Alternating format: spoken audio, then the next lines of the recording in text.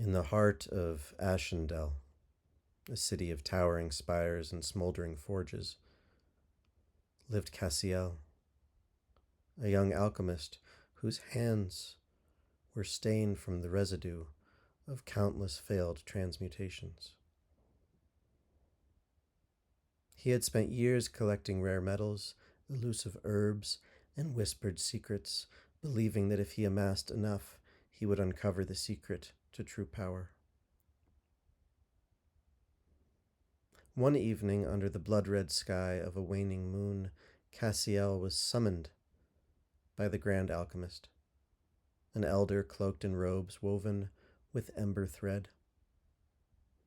The elder led him through the labyrinth streets to the crucible of truth, a sacred forge that burned with an eternal flame, said to devour all but the purest of substances.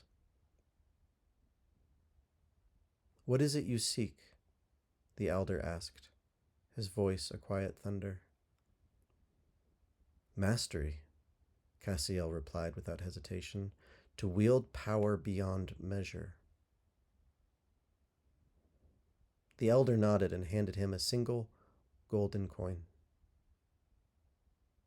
"Then place this into the fire." Cassiel hesitated. The coin was no ordinary currency. It bore the sigil of his lineage, the last relic of his ancestors. To part with it was to sever the final thread connecting him to his past. His hands trembled, but he steeled himself and cast the coin into the roaring blaze.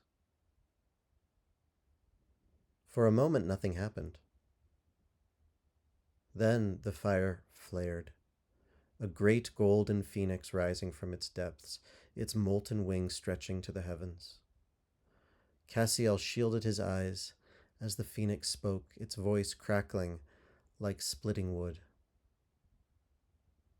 "Power is not found in what you hoard, but in what you burn away. Let go, and you shall rise anew."